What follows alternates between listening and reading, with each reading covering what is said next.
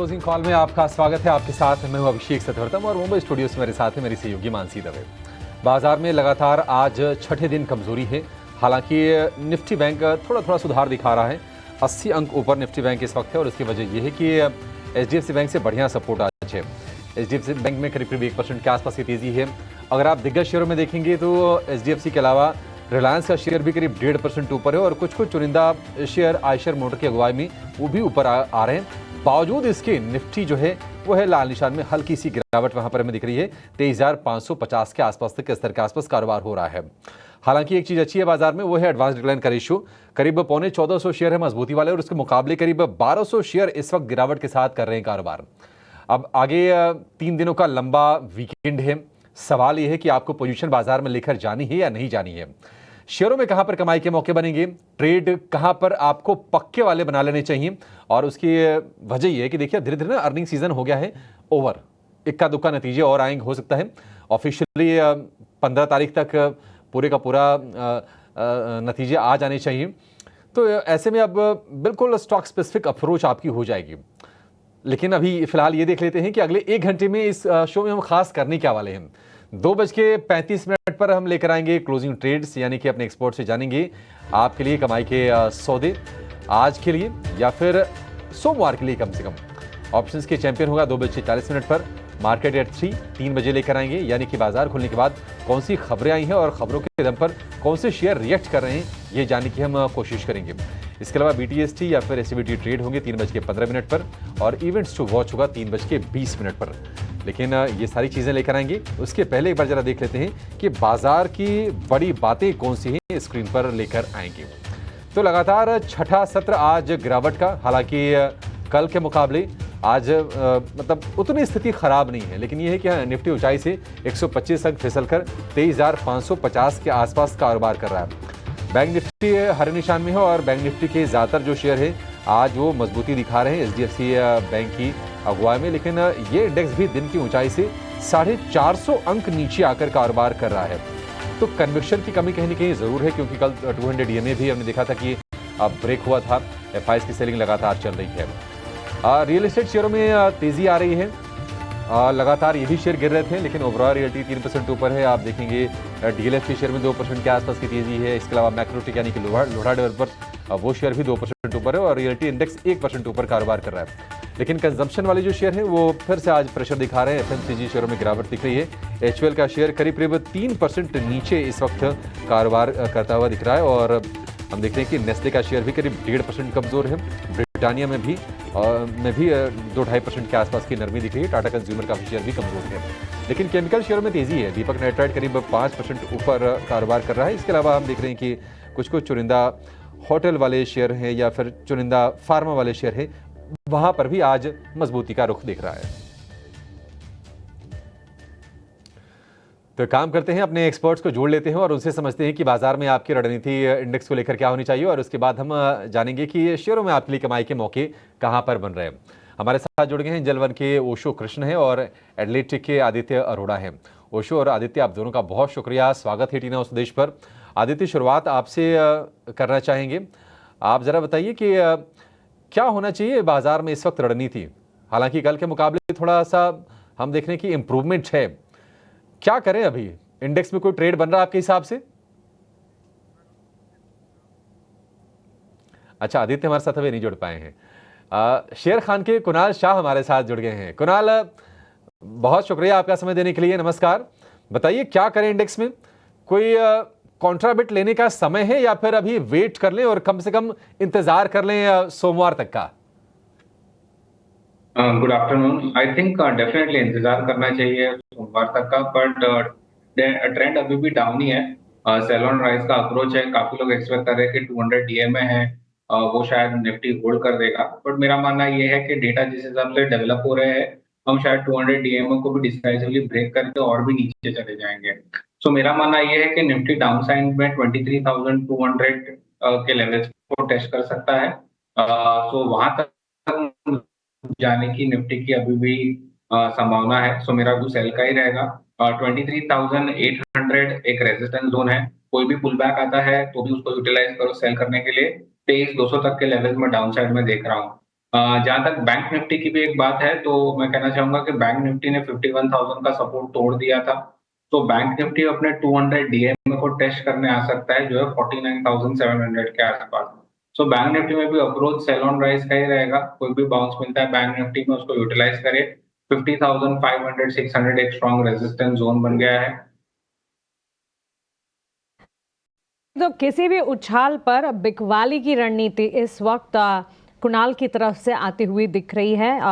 23,200 downside level Nifty पर anticipate करके चल रहे हैं और बैंक निफ्टी में 50,150 के स्तर इस वक्त नजर आ रहे हैं, लेकिन कुणाल का ये मानना है कि 49,700 तक के लेवल्स भी नीचे की तरफ टेस्ट होते हुए दिख सकते हैं। बाजार में इस वक्त जहां हम वॉलेटाइल मूव्स देख रहे हैं, एक इंटरेस्टिंग और ऑब्जर्व करने वाली बात यह है कि रिलायंस का स्टॉक जो है, जो लिटरली बेयरिश मार्केट टेरिटरी में जाता हुआ दिखा था, बेयर मार्केट सेंटिमेंट क्रिएट हो चुके थे कई सेशन से, आज वहां पर मजबूती देखने को मिल रही है। करीब 1.5% की तेजी के साथ आज दिन के उच्चतम स्तर पर इस वक्त ट्रेड करता हुआ 1269 के लेवल्स पर। इसके ठीक साथ साथ HDFC bank, Eicher Motors, Kotak bank और हीरो मोटोकॉर्प जैसे काउंटर्स हैं जो कि बाजार में कंट्रीब्यूट करने का काम कर रहे हैं। और ड्रैगर्स इसके विपरीत HUL, ITC clearly consumption space है जहां से बिकवाली का दबाव, और साथ ही एनटीपीसी, एलएनटी और पावर ग्रिड जैसे स्टॉक्स हैं जहां पर बिकवाली इस वक्त देखने को मिल रही है। लेकिन चलिए क्लोजिंग ट्रेड्स का रुख करते हैं। हमारे टेक्निकल एक्सपर्ट्स के ट्रेड्स कौन से हैं इस वक्त बाजार में, स्टॉक स्पेसिफिक राय क्या है, ये देखते हैं।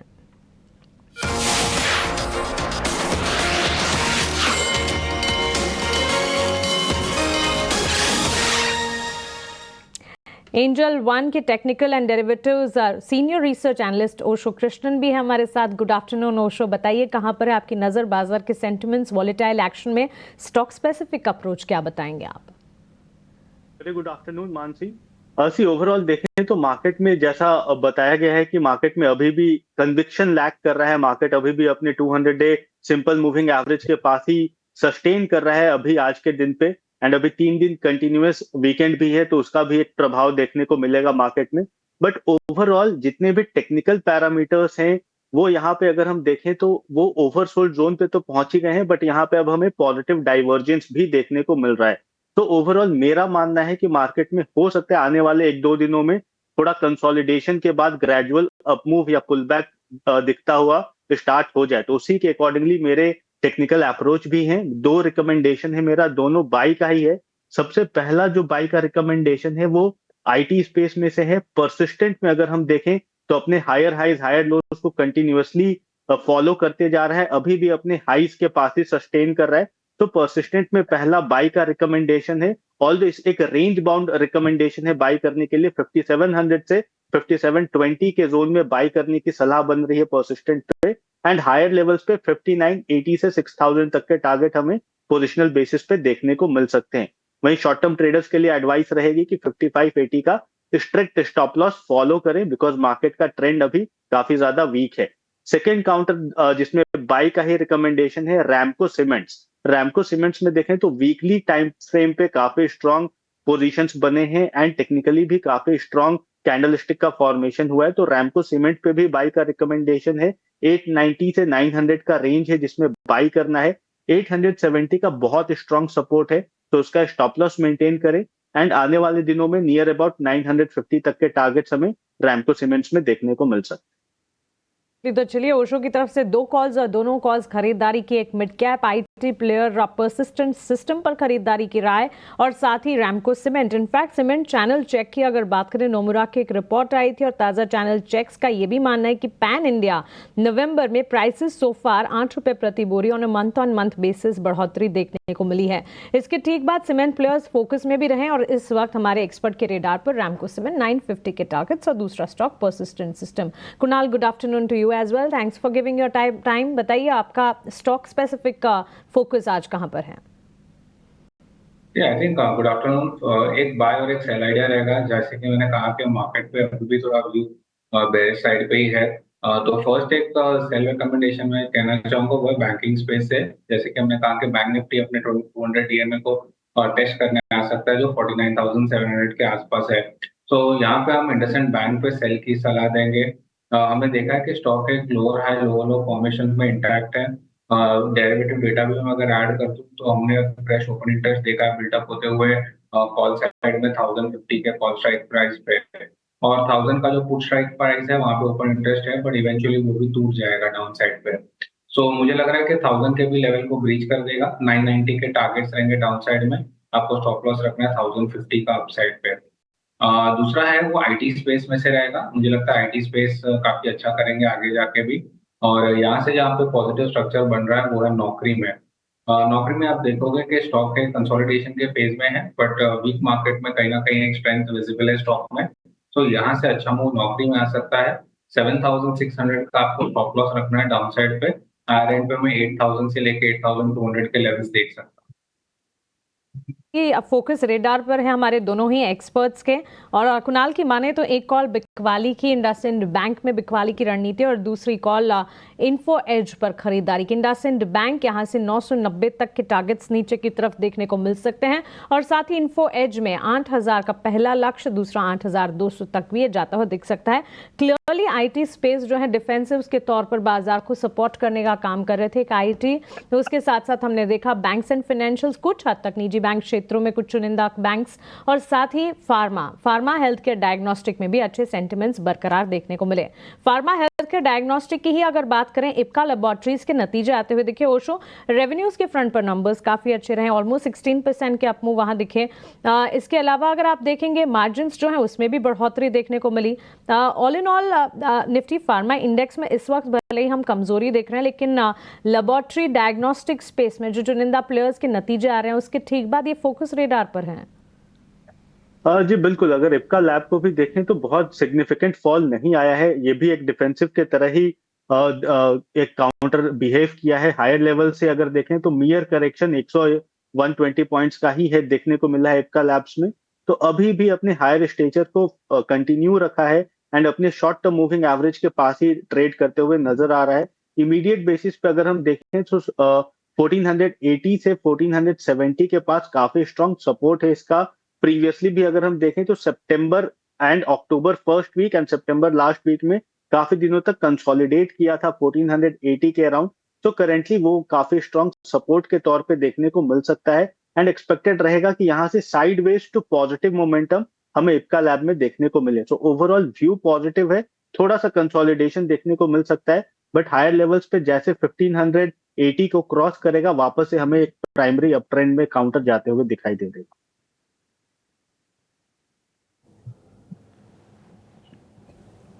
ठीक है, ये आपके लिए रणनीति है। लेकिन ओला इलेक्ट्रिक का शेयर एक बार जरा लेकर आइए स्क्रीन पर। दरअसल पिछले महीने 1.5 महीने से लिस्टिंग के बाद से ही ओला इलेक्ट्रिक के लिए बुरी खबरें आनी शुरू हो गई थी। आपको याद होगा कि CCPA यानी कि सेंट्रल कंज्यूमर प्रोटेक्शन अथॉरिटी की तरफ से एक नोटिस भी आया था उनके पास और उसका कोई जवाब भी दिया था ओला ने। लेकिन एक और मुसीबत खड़ी हो गई है, वो क्या है ये बताने के लिए हमारे सहयोगी समीर दीक्षित हमारे साथ जुड़ गए हैं। समीर बताइए, अब क्या प्रॉब्लम है ओला इलेक्ट्रिक के लिए? जी बिल्कुल, ओला इलेक्ट्रिक की मुश्किलें लगातार गहराती जा रही हैं। ताज़ा डेवलपमेंट ये है कि CCPA central consumer protection authority ने DGBIS को ओला इलेक्ट्रिक के मामले में डिटेल्ड इन्वेस्टिगेशन करने के लिए ऑर्डर जारी कर दिया गया है। 6 नवंबर को ये ऑर्डर जारी किया गया था CCPA की तरफ से DGBIS को। और ओला इलेक्ट्रिक की जो दिक्कतें हैं, यानी कि जो कंप्लेंट कंज्यूमर ने दर्ज कराई हैं, उनको लेकर के ये डिटेल्ड टेक्निकल इन्वेस्टिगेशन करने के लिए कहा गया है। आपको पूरा मामला विस्तार से बता दें। दरअसल 1 सितंबर 2023 से लेकर के 30 अगस्त 2024 तक NCH national consumer helpline platform पर 10,644 कंप्लेनेंट ने शिकायत दर्ज कराई थी ओला इलेक्ट्रिक 2 व्हीलर को लेकर के, जो 2 पहिया इलेक्ट्रिक गाड़ी है। और इन शिकायतों को संज्ञान में लेते हुए सबसे पहले CCPA ने शो कॉज नोटिस जारी किया था ओला इलेक्ट्रिक को और उनको 15 दिन के भीतर जवाब देने के लिए कहा गया था। 21 अक्टूबर को जो ओला इलेक्ट्रिक ने जवाब दिया था उसमें कहा गया था कि 99% से ज़्यादा 99.1% जो है ऐसी कंप्लेनेंट को एड्रेस किया गया है। इन आंकड़ों पे जब CCPA को यकीन नहीं हुआ तो उन्होंने ये जो शिकायत करता है इनके एक सैंपल साइज को लिया और उनसे क्रॉस एग्जामिन किया कि क्या उनकी शिकायतें दुरुस्त हुई हैं, उनको एड्रेस किया गया है। दिलचस्प जानकारी ये निकल के आई है कि ज़्यादातर जो शिकायत करता है उन्होंने ये कहा कि उनकी शिकायतें दूर नहीं हुई हैं, उनके 2 व्हीलर के साथ में सॉफ्टवेयर या हार्डवेयर की प्रॉब्लम जो भी शिकायत है वो बरकरार है। लेकिन कंपनी ने उन शिकायतों को क्लोज कर दिया, यानी कि उन शिकायतों को ये दिखाया कि भाई इनको एड्रेस कर लिया है और अपने पोर्टल पे उसको क्लोज कर दिया। इस तरीके से जब मामला सीसीपीए के संज्ञान में आया कि भाई शिकायत तो दूर हुई नहीं लेकिन कंप्लेंट को क्लोज कर दिया है, तब जाकर के सीसीपीए ने इस पूरे मामले की जांच डीजी बीआईएस को सौंपी है। और संभवतः ये पहली दफ़ा होगा जब बीआईएस जो है इस तरीके के किसी कंपनी के खिलाफ डिटेल्ड टेक्निकल इन्वेस्टिगेशन करेगा। अब आपको बता दें कि 15 दिन के भीतर माना ही जा रहा है कि सूत्र ये बता रहे हैं कि तकरीबन 15 दिनों में बीआईएस अपनी इन्वेस्टिगेशन रिपोर्ट सीसीपीए को सौंपेगा। प्रक्रिया के तहत ओला इलेक्ट्रिक को एक और मौका मिलेगा कि वो अपना जवाब दें इन्वेस्टिगेशन रिपोर्ट को देखते हुए, और उसके बाद आगे की कार्रवाई की जाएगी। लेकिन अगर आप बता दें कि अगर ओला इलेक्ट्रिक के खिलाफ इन्वेस्टिगेशन में रिपोर्ट जो है उनके नकारात्मक रहती है, उनके खिलाफ जाती है, उनका जो जवाब है वो संतोषजनक नहीं होता है, तो बड़ी कार्रवाई ओला इलेक्ट्रिक पे हो सकती है, जिसमें गाड़ियों के रिकॉल तक शामिल है। अब आपको बता दें कि जो इन्वेस्टिगेशन होगा उसमें ये निकल कर के आया है कि गाड़ियां बेचना जैसे ही ओला इलेक्ट्रिक ने इसकी शुरुआत करी, आप देखिए कि गाड़ी बिकी नहीं कि खराब होनी शुरू हो गई। यानी कि प्रोडक्ट डेफिशिएंसी और सर्विसेज डेफिशिएंसी, या एक तो आपका प्रोडक्ट बिकते ही वो खराब हो रहा है तो या आपका प्रोडक्ट ठीक नहीं है, इस तरीके के गंभीर आरोप है।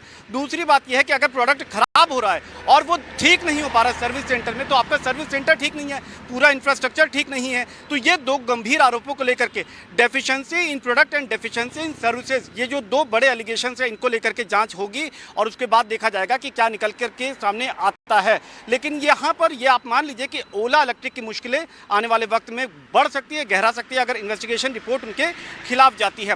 फिलहाल ओला इलेक्ट्रिक की तरफ से जो जवाब दिया गया था उसको अभी क्रॉस एग्जामिन करने के बाद में ये जो लेटेस्ट डेवलपमेंट है कि एक डिटेल्ड इन्वेस्टिगेशन का ऑर्डर डीजी बीआईएस को सीसीपीए की तरफ से जारी किया जा चुका है। जी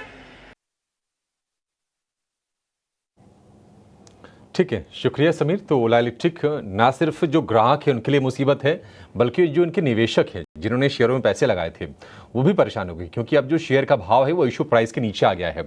76 रुपये के भाव पर निवेशकों को शेयर अलॉट हुए थे और हमने शेयर को 150 से ऊपर के भाव मिलते हुए देखे, लेकिन उसके बाद से लगातार इसकी पिटाई हो रही है और अब ये 70 रुपये के भी नीचे आज के सत्र में चला आया। 69 रुपये 54 पैसे का इसने आज का लो बनाया है, यानी कि मतलब जो आईपीओ का प्राइस था उसके भी नीचे। तो लोग परेशान निश्चित तौर पर ओला इलेक्ट्रिक के शेयर को लेकर भी होंगे।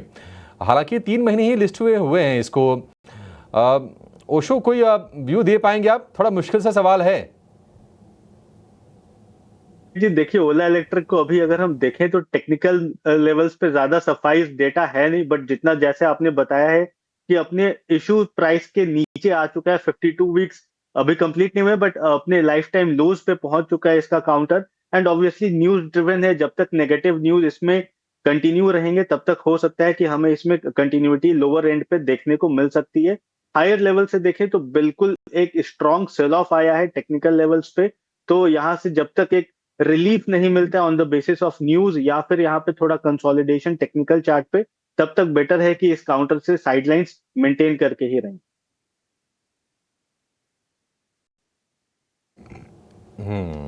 तो ओला इलेक्ट्रिक देखिए, बिजनेस करना तभी मतलब आप अच्छे से कर सकते हैं जब आप उसके लिए सर्विस भी अच्छी दें। ऐसा नहीं कि बाइक बेच दी और उसके बाद सर्विस की कोई गारंटी नहीं है। ऐसी तमाम खबरें आई, तस्वीरें भी आई कि सैकड़ों हज़ारों की संख्या में जो बाइक्स हैं वो खड़ी हैं सर्विस सेंटर पर और उनकी कोई पूछताछ नहीं हो रही है, और उसको लेकर ही ग्राहकों ने ये शिकायत की थी ओला के खिलाफ। चलिए आपको ये बताते हैं कि ऑप्शंस में अगर आपको कमाई करनी है तो कहां पर दांव लगाना पड़ेगा। लेकर आएंगे ऑप्शंस के चैंपियन को।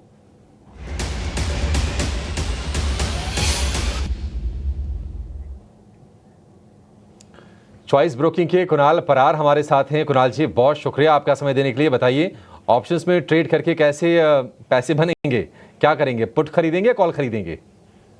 वेल डेफिनेटली पुट के साथ ही जाएंगे। बजाज फिनसर्व जो भी 200 डीएमए के नीचे ट्रेड कर रहा है, इन्वर्टेड फ्लैग फॉर्मेशन का ब्रेकडाउन दिया हुआ है, उसके बेस पे एक डाउनसाइड की मोमेंटम का एक्सपेक्टेशन हम रख सकते हैं।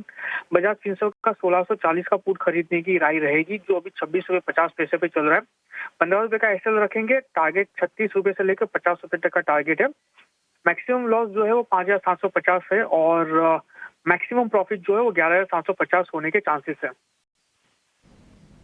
ओके, तो चलिए कुणाल परार की ऑप्शंस रणनीति आपके स्क्रीन पर बजाज फिनसर्व। कुणाल, शुक्रिया हमारे साथ जुड़ने के लिए और ऑप्शंस के दमदार ट्रेड हमें बताने के लिए। 1640 की पुट खरीदने की राय, 26 रुपये और 50 पैसे में लक्ष्य 36 और उसके बाद 50 रुपए का स्टॉप लॉस यहाँ पर 15 का आपको मेंटेन करना होगा। इस कॉल को अगर प्रैक्टिस करते हैं तो अधिकतम मुनाफा 11,750 का हो सकता है और अधिकतम नुकसान 5,750 का अगर ये डाउन साइड जाता हुआ दिखेगा। तो बजाज फिनसर्व यहाँ पर एफएनओ की एक कॉल आपके लिए ऑप्शंस की दमदार रणनीति। एक स्टैंडर्ड डिस्क्लेमर आपकी स्क्रीन पर। एफएनओ ट्रेडिंग में 10 में से 9 लोगों को नुकसान होता है। एफएनओ ट्रेडर्स को औसतन 50,000 का नुकसान होता है। घाटा होने के बावजूद 28% ट्रांजैक्शन के रूप में देना होता है।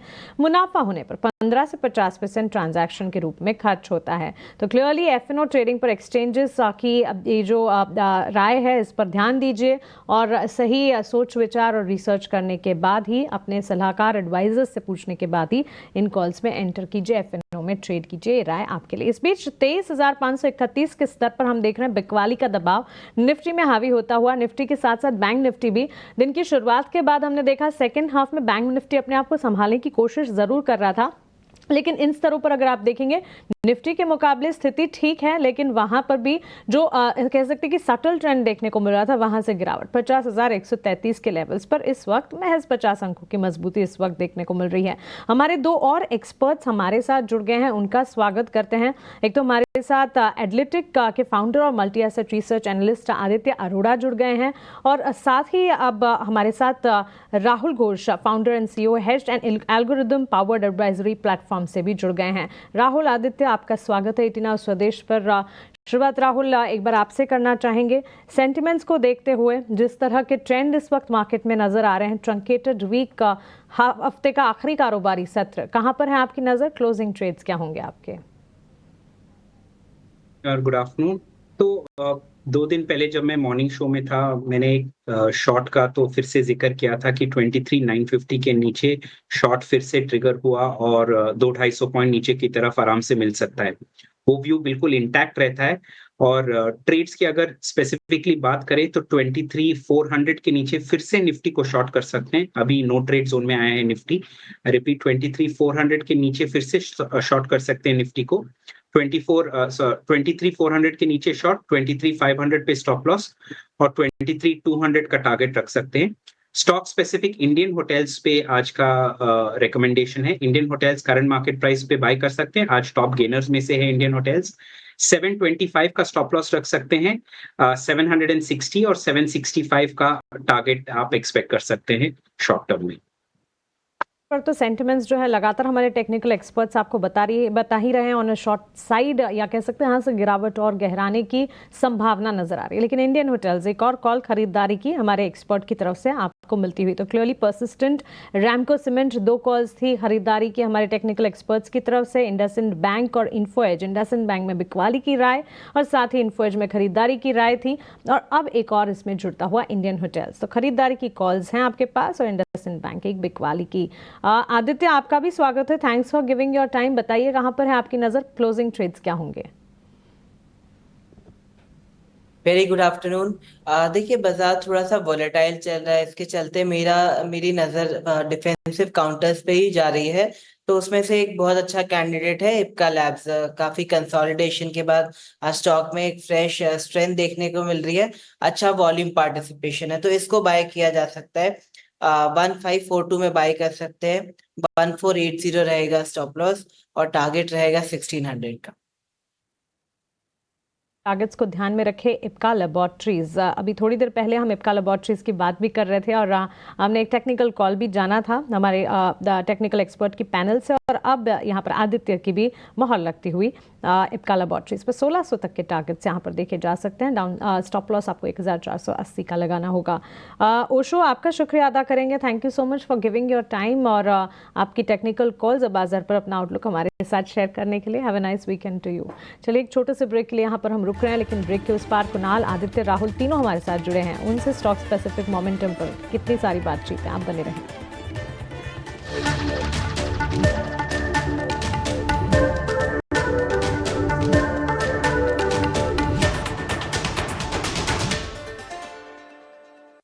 Your ideas backed by AI-powered productivity. Introducing the में बाजार में हम देखने की नरमी है और पिछले आधे घंटे से ज़्यादा एक्शन कुछ है नहीं। निफ्टी 30 अंक नीचे है और निफ्टी बैंक की बात करें तो 70-80 अंकों के आसपास की मजबूती वहाँ पर है। 50,150 के आसपास टिकने की कोशिश है। अच्छी चीज़ है कि एडवांस डिक्लाइन रेशियो आज बेहतर है और थोड़े संकेत वहाँ से ठीक ठाक मिल रहे हैं। एक शेयर जिस पर व्यू चाहेंगे आदित्य आपसे, वो है रिलायंस का। आज 1.5% के आसपास की तेजी है। कोई कन्विक्शन वाला ट्रेड बन रहा है रिलायंस पे?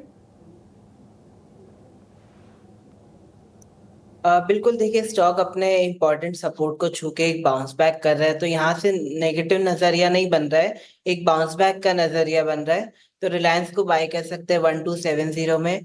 स्टॉप लॉस रहेगा 1250 का और टारगेट रहेगा 1290 का।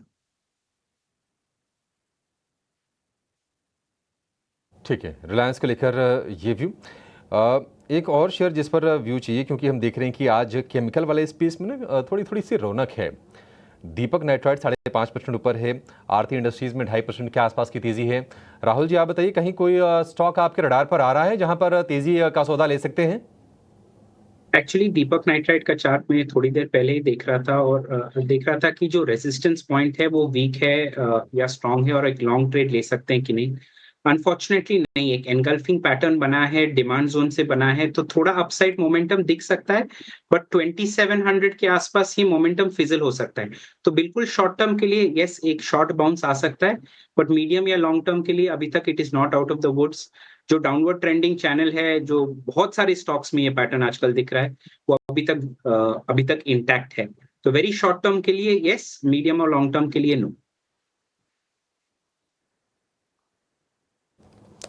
ठीक है, मीडियम्स और लॉन्ग टर्म के लिए नहीं, शॉर्ट टर्म का अगर आपका नज़रिया है तो आप दीपक नाइट्राइट में ट्रेड ले सकते हैं। जियो फाइनेंशियल, आज हम देख रहे हैं कि मजबूती अब जो है वो 6-6.5% के आसपास की हो गई है। 318 रुपये का भाव है। और दरअसल वो सारे के सारे शेयर, मतलब ज़्यादातर शेयर, जोमेटो हो गया या फिर पीबी फिनटेक हो गया, जो एफएनओ में शामिल होने जा रहे हैं, वहाँ पर आज रौनक दिख रही है। और जियो फाइनेंशियल में भी उसी वजह से तेज़ी है। एक और चीज़ है वो ये कि बहुत टाइम से चर्चा हो रही है कि निफ्टी में कुछ रीशफलिंग होगी स्टॉक्स की, और शायद डीमार्ट और जियो फाइनेंशियल कंटेंडर हों। अभी तक इसलिए नहीं आ पा रहे थे क्योंकि एफएनओ में नहीं थे। अब शायद रास्ता खुलता हुआ दिख जाएगा। कुणाल, आप जरा बताइए, जियो फाइनेंशियल कितनी तेजी और आप देख रहे हैं और इसका चार्ट कैसा लग रहा है आपको? आई थिंक जियो फाइनेंशियल देखोगे तो बहुत बड़े कंसोलिडेशन के फेज में है। मल्टीपल टाइम स्टॉक ने ये 300 का सपोर्ट लिया हुआ है। कल के ट्रेडिंग सेशन में हमने वो 300 का लेवल एक बार के लिए ब्रीच किया था, बट आज हमने शार्प रिवर्सल देखा है। तो क्लियर कट टेस्टिंग टाइम्स है। यहाँ पे शायद स्टॉक और भी कंसोलिडेट करे। मेरे लिए हायर एंड पे जो रेजिस्टेंस है वो है 327 का। एक बार वो सरपास करता है तो कंफर्मेशन आ जाएगा कि मोमेंटम काफी स्ट्रांग है और यहाँ से और भी अपसाइड चला जाएगा। तो मैं कंडीशनल बाय रखना चाहूंगा। अगर 327 निकालता है तो बाय करिए। अपसाइड में स्टॉक 353 के लेवल्स बता सकता है।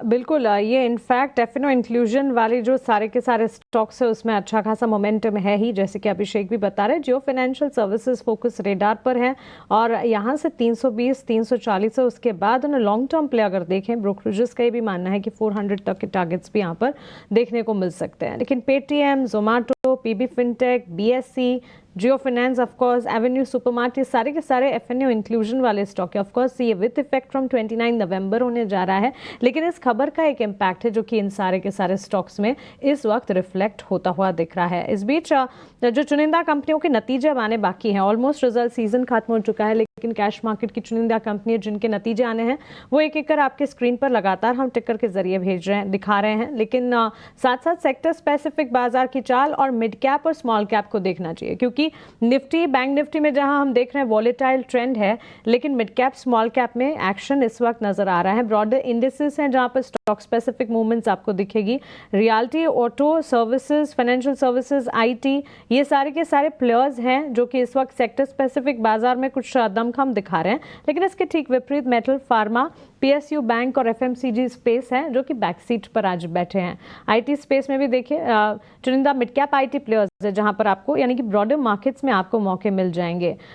एक नज़र मिड कैप स्पेस पर और मिड कैप इंडेक्स पर डाल लेते हैं और मिड कैप में कौन से प्लेयर्स हैं जहां पर इस वक्त अच्छा एक्शन देखने को मिल रहा है। ये समझ लेते हैं। अपोलो टायर का स्टॉक प्राइस देखें, इंडियन होटल हमारे एक्सपर्ट के रेडार पर रहा है, बालकृष्ण इंडस्ट्रीज है, ये सारे के सारे स्टॉक्स, और रियल एस्टेट का खेमा पर्टिकुलरली ओबरॉय रियल्टी के स्टॉक प्राइस को देखिए, अच्छी तेजी के बीच ये स्टॉक ट्रेड करता हुआ नजर आ रहा है। रियल एस्टेट सेक्टर में ही एक दिन का ब्रीदर देखने को मिला कुणाल, उसके बाद वापस से एक्शन देखने को मिल रहा है। चाहे मिड कैप प्लेयर्स हो या फिर लार्जर रियल एस्टेट स्पेस से जुड़ी कंपनियां हो, आज अच्छे खासे एक्शन में है। एक नजर मैक्रोटेक डेवलपर्स पर भी डालें, डीएलएफ में भी 2% की तेजी है, आपकी राय क्या होगी? फर्स्ट रियलिटी सेक्टर की बात करूंगा तो स्टॉक एक टेक्निकल पैरामीटर्स पे एलियट वे पे 5 वेव डिक्लाइन पे है। तो लो टॉप्स लो बॉटम का फॉर्मेशन है। स्टॉक अपने 200 डीएमए को भी ब्रीच कर चुका है और काफी स्ट्रॉन्ग रेजिस्टेंस है हायर एंड पे। सो 970 का लेवल जब तक रियलिटी एज एन इंडेक्स नहीं निकालता है तब तक मैं बुलिश नहीं रहूंगा। 970 के ऊपर मेरा बाय ट्रिगर हो जाएगा। जहां तक स्टॉक स्पेसिफिक बात है, यहाँ पे भी एक साइडवेज की अप्रोच है। अगर मैं लोडा की बात करूं तो हायर एंड पे 1270 1280 का रेजिस्टेंस है, वो जब तक सरपास नहीं करता है तब तक बाय ट्रिगर नहीं होगा। सो अगेन कंडीशनल बाय रहेगा। यहाँ पे भी 1270 1280 का लेवल ब्रीच करता है तो आप फ्रेश बाय कर सकते हो। और जहां तक ओबरऑल रियलिटी की बात है, ये कहीं ना कहीं एक बेस बनाने की कोशिश कर रहा है।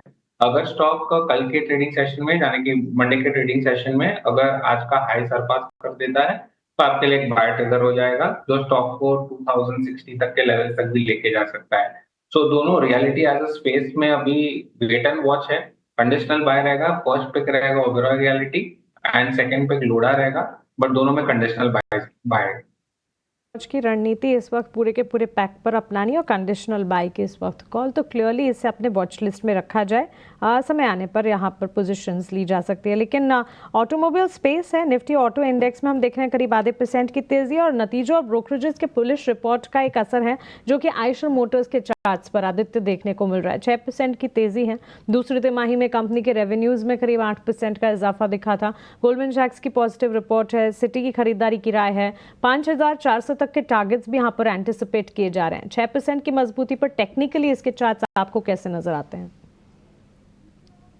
स्टॉक में एक्सट्रीम वॉलेटिलिटी है। अगर आप देखें तो कल के दिन में स्टॉक काफी डाउन था, ऑलमोस्ट 3-4% डाउन था। स्टॉक 6% अप है और ऊपर से भी आपको 2 to 3% प्रॉफिट बुकिंग देखने को मिली है। तो स्टॉक की दिशा अभी तय नहीं है, बट आप एक डिसाइसिव ब्रेकआउट का वेट कर सकते हैं जो आएगा 5050 के ऊपर। एक बार स्टॉक 5050 के ऊपर क्लोजिंग देता है, वहां से बुलिश नजरिया बनाया जा सकता है। स्टॉप लॉस रखेंगे 4900 का और टारगेट रखेंगे 5200 का।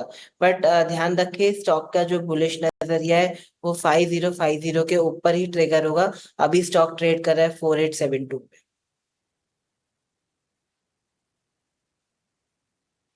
आयशर मोटर को लेकर ये व्यू, लेकिन संवर्धन मदरसन को एक बार जरा स्क्रीन पर लेकर आइए। 165 रुपये के आसपास ट्रेड कर रहा है और आज 3% के आसपास की तेजी इस शेयर में है।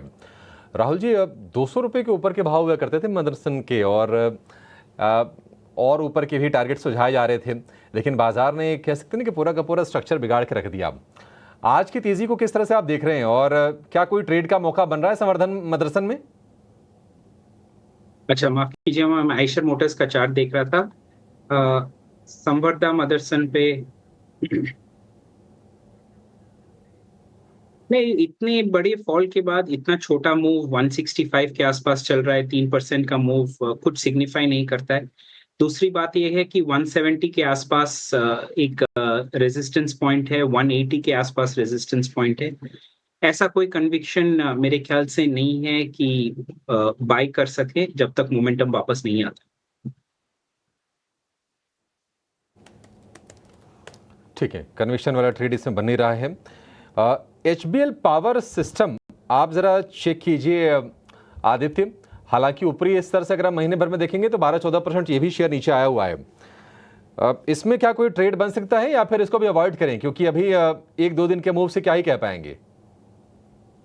थोड़ा सा अवॉइड करें। स्टॉक में कोई एक डिसाइसिव मूव नहीं है, तो वेट करें एक ब्रेकआउट या ब्रेकडाउन के लिए। ठीक है, वेट करना इसमें भी। अच्छा, आज जो कंजम्पशन वाला जो खेमा कमजोर है Kunal ji, Tata consumer, HUL, Britannia, Nestle, मतलब एक लाइन से सारे के सारे शेयर गिर रहे हैं। कहीं पर कोई फ्रेश शॉर्टिंग करनी है आपके हिसाब से, कहीं मौका बन रहा है? एफएमसीजी एज ए इंडेक्स या कंजम्पशन एज ए इंडेक्स ने काफी अच्छा सेलिंग प्रेशर देखा है। मोमेंटम इंडिकेटर्स आप देखोगे तो कहीं ना कहीं ओवरसोल्ड की टेरिटरी में एंटर हो चुका है। सो यहाँ से फ्रेश शॉर्ट तो डेफिनेटली नहीं बनता है करंट लेवल से। इनफैक्ट निफ्टी अगर एफएमसीजी में कहूंगा तो 55,739 के आसपास इंडेक्स ट्रेड कर रहा है एंड 55,700 का ही उसका एक सपोर्ट है। पहले भी ये यहाँ से एक रैली स्टार्ट हुई थी पूरे इंडेक्स में और हम वो गैप फिल करने आए हैं। तो आई थिंक ये गैप फिल हो जाएगा और फिर वहां से एक रिवर्सल आना स्टार्ट हो जाएगा। सो मेरे हिसाब से बाय की अपॉर्चुनिटीज होनी चाहिए रादर देन सेल की अपॉर्चुनिटीज करंट लेवल से। सो यहाँ से जो प्रेफर्ड पिक जो अच्छा लग रहा है करंट लेवल से जहाँ पे मोमेंटम बिल्डअप स्टार्ट होना हो सकता है वो है मारिको। सो मारिको आप देखोगे कि स्टॉक का स्ट्रक्चर वीक हो चुका था जहाँ पे लोअर हाई लोअर लो के फॉर्मेशन से। पर अगर मैं वीकली चार्ट लगाऊं तो स्टॉक 590 593 एक सपोर्ट जोन रहा है स्टॉक को एंड एग्जैक्टली स्टॉक यहीं पे ट्रेड कर रहा है। कल के ट्रेडिंग सेशन में हमने मोर और लेस एक दोजी की कैंडल बनाई थी। आज हमने उसका जो 200 डीएमए है वहां पे रेजिस्ट किया है। सो यहाँ पे मारिको अगर ये 200 डीएमए निकाल देता है तो एक बाय ट्रिगर हो जाएगा जो लेवल है 603 का। सो 603 का लेवल अगर ट्रिगर करता है तो एक बाय इनिशिएट हो जाएगा। स्टॉप लॉस आपको रखना है 590 का, टारगेट्स आपके रहेंगे 625 से लेके 640 के। ठीक है, 640 रुपए के टारगेट आप लगा के चलिए मैरिको के शेयर के लिए। इस बीच सूर्या रोशनी के नतीजे आए हैं और नतीजे आए हैं इसके कमजोर। आय 20% घटी है और मुनाफे में जो डेंट लगा है वो है 50% से भी ज्यादा का, 52% का, और 36 करोड़ रुपए रह गया इसका मुनाफा। ये आंकड़े हैं ईयर ऑन ईयर बेसिस पर। एबिडा यानी कि कामकाजी मुनाफा, उसमें जो गिरावट है वो है 44% से ज़्यादा की और शेयर कारोबार कर रहा है 625 रुपये के नीचे। लगातार 5वें सत्र में कमजोरी हम देख रहे हैं। 700 रुपये के आसपास से एक तरफा फॉल है। और एक और दिक्कत यह है कि जो इनका मार्जिन है उस पर भी काफ़ी ज़्यादा दिक्कत आ रही है। 7.25% से गिरकर मार्जिन रह गई है 5% के आसपास की। तो जो कंजम्पशन वाले जो शेयर है ना, मतलब जो कंजम्पशन रिलेटेड हैं, नॉट नेसेसरली एफएमसीजी, वो पूरे के पूरे बास्केट में कहीं ना कहीं प्रॉब्लम आ रही है और ये कहीं ना कहीं बड़े दिक्कत को भी इंडिकेट करती है। एक राय इस पर सूर्या रोशनी पर चाहिए आपसे आदित्य। हालांकि ये भी शेयर लगातार गिरावट का शिकार हो रहा है। सूर्या रोशनी किसी के पास अगर है तो आप सपोर्ट्स लेवल कौन से देख रहे हैं? देखिए, बेयर मार्केट चल रहा है तो खासकर कई बार सपोर्ट वर्क नहीं करते कितनी बार, तो इधर एक थंब रूल नहीं है।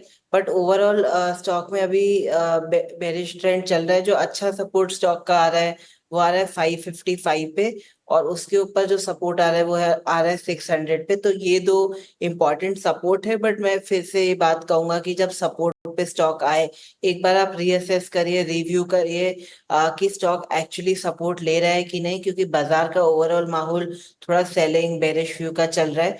अगर स्टॉक सपोर्ट लेता है तो अपना नजरिया यहाँ पे आप बुलिश बना सकते हैं, अदरवाइज वेट एंड वॉच की सलाह रहेगी। इसमें रखना है स्टॉक को, लेकिन यहाँ तो नतीजे भी कमज़ोर हैं और नतीजों के चलते डाउनसाइड भी है और एक्सपर्ट्स के भी रेडार पर इसे सिर्फ वॉच लिस्ट में रखने की राय है। लेकिन एक कंपनी के नतीजा है किर्लोस्कर ऑयल इंजन। राहुल, आपसे राय जानना चाहेंगे। नतीजे अच्छे खासे रहे, मुनाफे के फ्रंट पर देखिए करीब 60% का इजाफा देखने को मिला, रेवेन्यूज़ में 15% की बढ़त दिखी और वहीं मार्जिन जो हैं वो भी बढ़ते हुए करीब 15-16% से 19% पर जाते हुए देखने को मिले। किर्लोस्कर ऑयल नतीजों के ठीक बाद हमने अच्छे मोमेंटम के साथ इसमें ट्रेड देखा था, 4% की तेजी अब भी कायम है, ऊपरी स्तरों से थोड़ा फिजल आउट हो रहा है। तो बिल्कुल सही कहा आपने, ऊपरी स्तरों से फिजल आउट हुआ है। एक्चुअली एक सप्लाई एरिया से फिजल आउट हुआ है। इंटरेस्टिंग बात इस स्टॉक में ये है कि एक inverse head and shoulders pattern बनाने की कोशिश कर रहा है डेली चार्ट पे। नाउ हालांकि ये पैटर्न आइसोलेशन में बहुत वीक है, इसका ब्रेकआउट 1220 के ऊपर ही हो सकता है, और जब तक 1220 क्रॉस नहीं होता है और वहां पे कैंडल फॉर्मेशन हम नहीं देखते, तब तक लॉन्ग एंट्री इस पे सजेस्ट नहीं करेंगे। तो चलिए यहाँ पर भी इस वक्त वेट एंड वॉच का ही नजरिया। यहाँ पर इस वक्त जो इम्पैक्ट नजर आ रहा है रिजल्ट बैक्ड एक्शन है, इस पर नजर जरूर रहेगी और वक्त वक्त पर इसे एक बार हम रिव्यू भी करते रहेंगे। Hindustan Aeronautics Limited, defence major, HAL के नतीजे आते हुए दिखे। कुणाल, आपसे राय जानना चाहेंगे। 6% की तेजी रेवेन्यू के फ्रंट पर, मुनाफा भी करीब 22% बढ़ा, मार्जिन जो है इनफैक्ट इंटैक्ट रहे ऑलमोस्ट 27% के आसपास। HAL के स्टॉक प्राइस में मूवमेंट हमने देखी नहीं है 2-3 दिनों से, लेकिन आज नतीजों के ठीक बाद अच्छी मूवमेंट देखने को मिली। आई थिंक एचएल अगर आप देखोगे तो अभी भी एक साइडवेज कंसोलिडेशन के फेज में है। 4100 एक सपोर्ट था जो स्टॉक ने ब्रीच किया था। हम वापस उस सपोर्ट को टेस्ट करने आए हैं हायर एंड पे। हमने इंट्राडे में वो सपोर्ट ब्रेक किया था, बट जैसे कि रिजल्ट्स आए तो हमने एक रिकवरी देखी है लोअर लेवल्स पे। सो अगर स्टॉक 4100 के नीचे सस्टेन करता है अगले 1 से 2 दिन के लिए, देन और सेलिंग प्रेशर बढ़ना स्टार्ट हो जाएगा, स्टॉक लोअर लेवल्स भी दिखा सकता है। सो मेरा ये मानना है करंट लेवल्स पे अवॉइड करिए स्टॉक को, वेट एंड वॉच करिए। 4100 मेक और ब्रेक लेवल आप कह सकते हैं। अगर उसके ऊपर सस्टेन कर गया तो एक रैली अपसाइड पे स्टार्ट हो जाएगी, और अगर उसके नीचे सस्टेन कर गया तो एक डाउन साइड पे रैली स्टार्ट हो जाएगी। तो बहुत क्रिटिकल लेवल है स्टॉक के लिए। 4100 का लेवल आप वॉच करिए। अगले 2 से 3 दिन काफी इंपॉर्टेंट रहेंगे स्टॉक के लिए। कैसे वर्कआउट करता है, कैसे प्ले आउट करता है, वही उसका एक ट्रेंड डिसाइड करे। ट्रेडिंग सेशंस पे इस स्टॉक में पर्टिकुलरली नज़र होगी, लेकिन इस बीच बाजार पर भी नज़र होनी चाहिए क्योंकि गिरावट और गहराती हुई दिख रही है। बुलेटिन की शुरुआत में जहां हम देख रहे थे 23,550 के इर्द गिर्द निफ्टी में ट्रेड नज़र आ रहा था, वहां से 23,530 के नीचे के स्तर भी देखने को मिल रहे हैं और यहाँ पर बिकवाली का दबाव नज़र आ रहा है। बैंक निफ्टी यहाँ पर भी अगर देखें जो शुरुआती तेजी थी उसके बाद एक डेंट आया और उसके बाद अब वॉलेटाइल मूव्स ही नजर आ रहे हैं। एक रेंज में रहने की कोशिश जरूर करता हुआ बैंक निफ्टी 50,100 के पार 50,190 के ऊपर इस वक्त ट्रेड करता हुआ। मिड कैप स्मॉल कैप में मौके आपको मिल जाएंगे। ब्रॉडर मार्केट है जहां पर एक्शन है, लेकिन लार्जर इंडेक्सेस में हम देख रहे हैं वॉलेटिलिटी टुवर्ड्स डाउन साइड देखने को मिल रही है। छोटे से ब्रेक के लिए हम रुक रहे हैं, ब्रेक के उस पार BTST STBT ट्रेड्स आपके लिए लेकर आएंगे, आप बने रहें।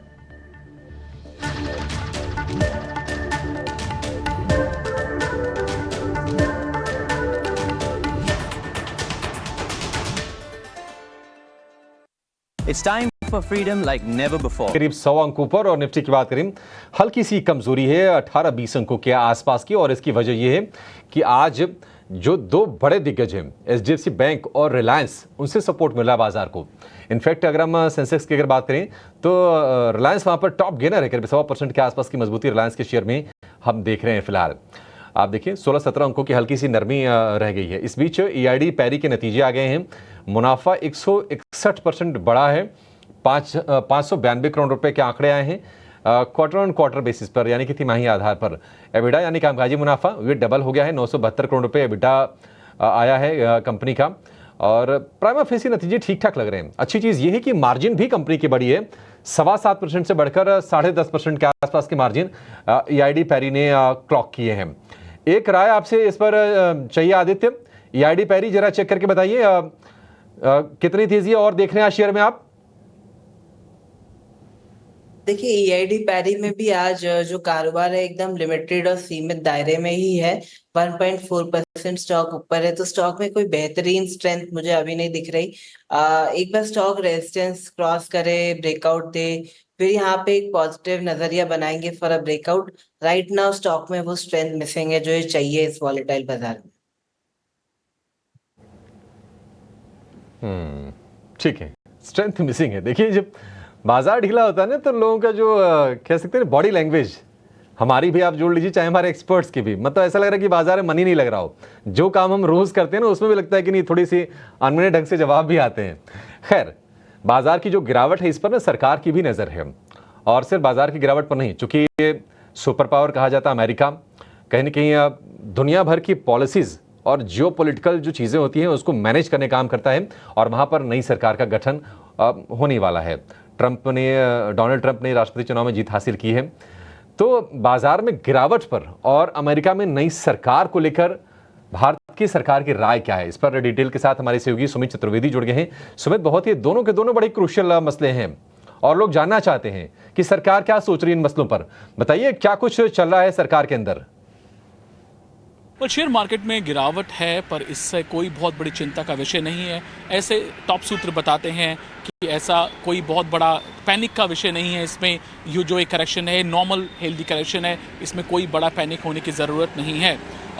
FIAs जो हैं जो गए हैं वो वापस भी आएंगे, ये भी कॉन्फिडेंट सरकार इस बात को लेके काफ़ी निश्चिंत है कि वो वापस भी आएंगे। तो ये बहुत बड़ा चिंता का विषय नहीं है कि जब ऐसा होता है तो कोई बड़ी बात होती है।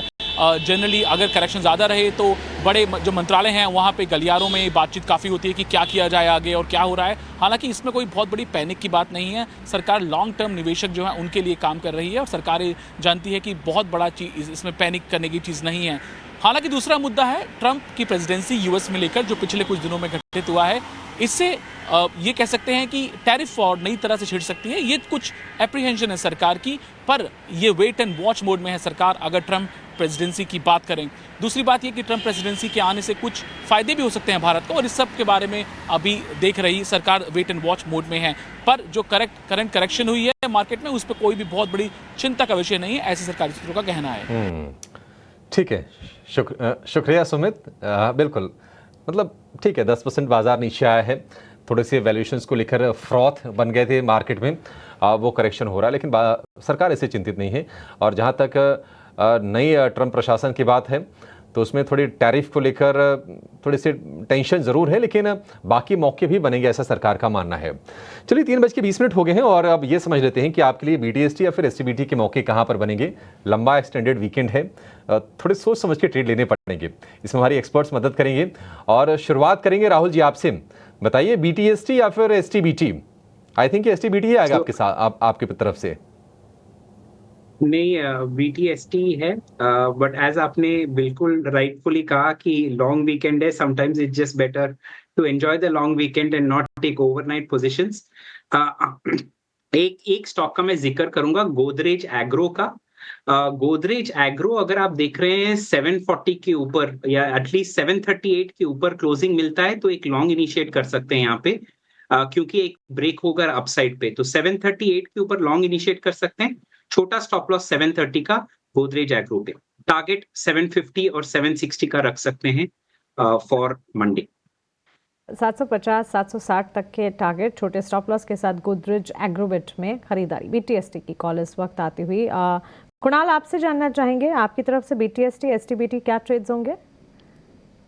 आई थिंक मैं एक BTST की तरफ जाना चाहूंगा। यहाँ पे स्टॉक का नाम है केमिकल स्पेस में से, और जो स्टॉक मुझे पसंद है करंट लेवल से वो है SRF। सो SRF आप देखोगे कि स्टॉक में एक करेक्टिव डिक्लाइन है वो कंप्लीट कर चुका है। स्टॉक इनफैक्ट वीकली पे अपने 200 DMA का भी सपोर्ट लिया हुआ है। मुझे लगता है कि मार्केट्स अगर थोड़े स्टेबल रहेंगे तो ये वापस रिकवरी भी काफी अच्छी रहेगी। तो SRF पे बाय रहेगा। BTST 2233 के आसपास स्टॉक ट्रेड कर रहा है, तो आप करंट लेवल पे उसको बाय कर सकते हो। और स्टॉप लॉस आपको रखना रहेगा 2180 डाउन साइड पे, और जो फर्स्ट टारगेट मैं हायर एंड पे देख रहा हूँ वो है 2295, और सेकंड टारगेट रहेगा वो है 2343 का। 2343 2343 तक के टारगेट्स भी नज़र आ सकते हैं। 2% की तेज़ी है SRF में और स्ट्रेंथ है यहाँ पर 2343 के तक के टारगेट्स में जाने की। आने वाले हफ्ते के लिए BTST ट्रेड के तौर पर SRF कुणाल की तरफ से। आदित्य, आपकी BTST या STBT कॉल्स? बिल्कुल, मेरा BTST कैंडिडेट रहेगा MFSL। इसको बाय कर सकते हैं 1233 में। स्टॉप लॉस रहेंगे इसमें 1190 के और टारगेट रहेगा इसमें 1270 का। FSL मेरे भी रेडार पर आया था आदित्य। इनफैक्ट मैं मिड कैप लिस्ट जब चेक कर रही थी, काफ़ी सारे स्टॉक्स में जहां एक्शन था उस लिस्ट में आगे खड़ा था और करीब 3% की तेज़ी है। आपके फोकस रेडार पर भी अच्छी मजबूती और यहाँ से और ज़्यादा तेज़ी के पूरे अनुमान नज़र आ रहे हैं। तो 3 BTST कॉल्स आपकी तरफ। वॉलेटाइल मार्केट्स में खरीदारी के मौके हमारे एक्सपर्ट्स को SRF, गोदरेज एग्रोवेट और मैक्स फाइनेंशियल सर्विसेज पर नज़र आते हैं। इसके अलावा कुछ स्टॉक्स जहाँ पर न्यूज़ फ्लो के चलते, क्योंकि नतीजे लास्ट लेग में है लेकिन जो नंबर्स ठीक आ रहे हैं उसका एक इम्पैक्ट है। शिल्पा मेडिकेयर के चार्ट्स को पुल अप करेंगे। 5% तक की तेज़ी हमने मिड मार्केट में देखी। इस वक्त क्या तेज़ी के चांसेस नज़र आ रहे हैं? 6% की तेज़ी 874 के लेवल्स पर। मजबूत नंबर्स। आदित्य, आपसे ही राय जानना चाहेंगे। 10% के रेवेन्यूज़ हैं, मुनाफे के फ्रंट पर भी अच्छी खासे आंकड़े देखने को मिले, काफ़ी ज़्यादा अच्छा प्रॉफिट फिगर और मार्जिन भी 19 से लेकर 25% तक बढ़ते हुए दिखे। शिल्पा मेडिकेयर। करेक्ट, स्टॉक जो है अभी एक कंसोलिडेशन के दौर से गुजर है, बट विद एन अपवर्ड बायस। जो स्टॉक में न्यूट्रल टू बुलिश नजरिया, बेरिश नजरिया नहीं है। ब्रेकआउट 915 के ऊपर आएगा, वहां पे एक अच्छी तेजी या शॉर्ट टर्म मोमेंटम का ट्रेड खेला जा सकता है। अभी फिलहाल स्टॉक कंसोलिडेट कर रहा है, बट एक अच्छे पॉजिटिव बायस के साथ 915 ब्रेक होने पे आप बाय कर सकते हैं। स्टॉप लॉस लगाना चाहिए 875, टारगेट रहेंगे 975 के।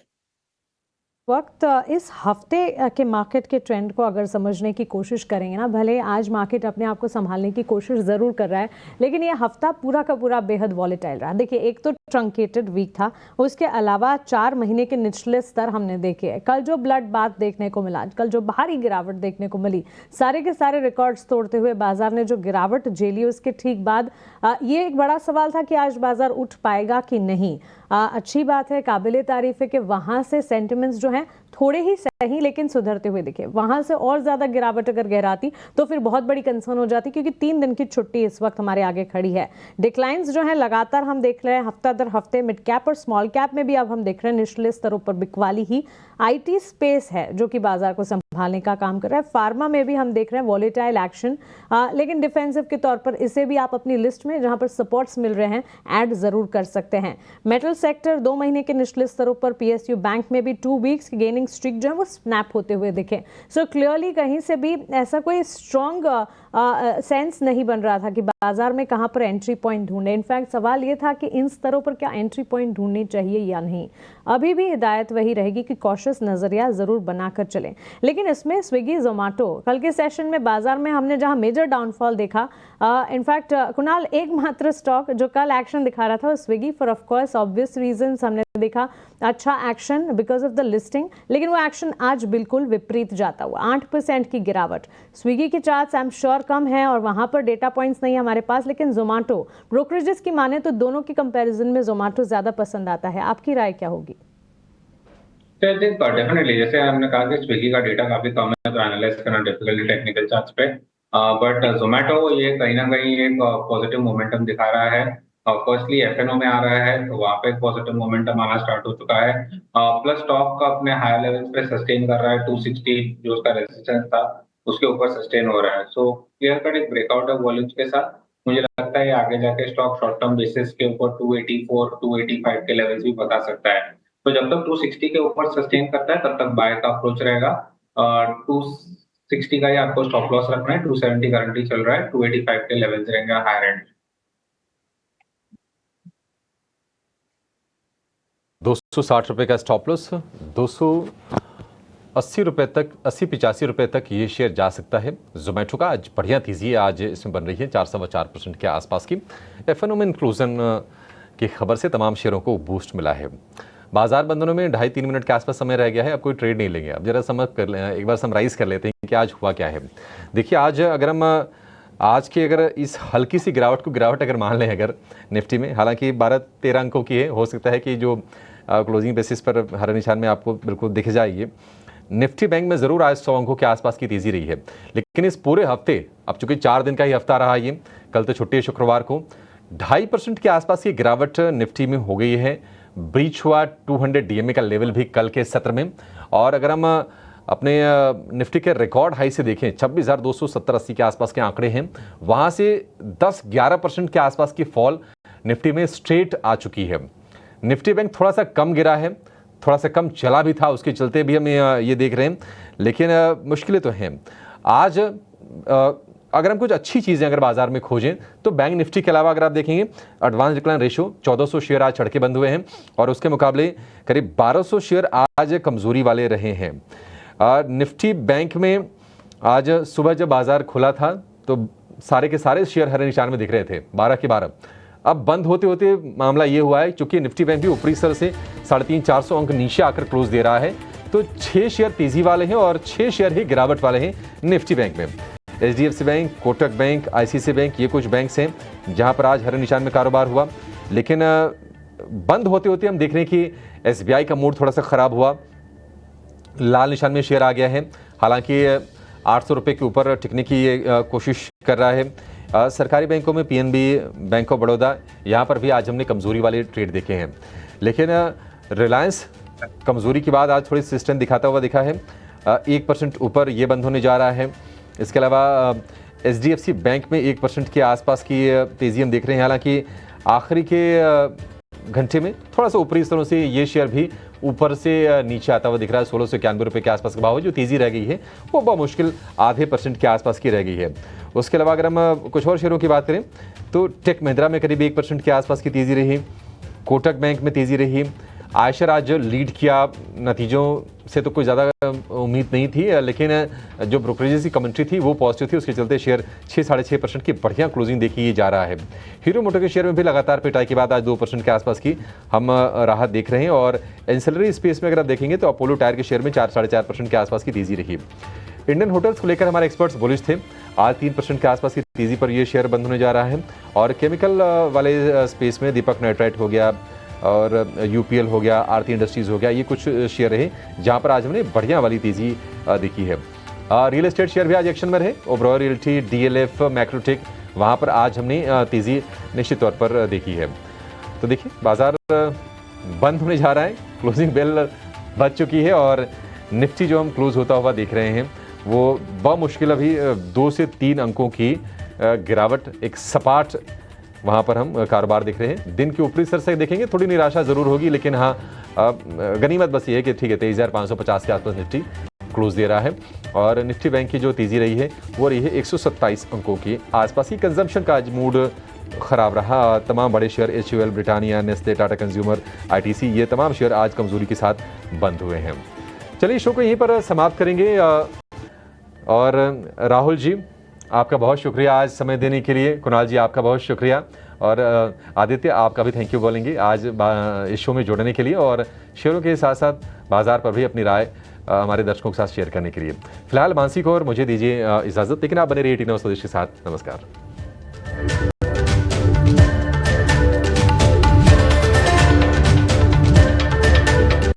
विचार नए हैं तो अब नया विकास हो। पुरानी इस जमीन पे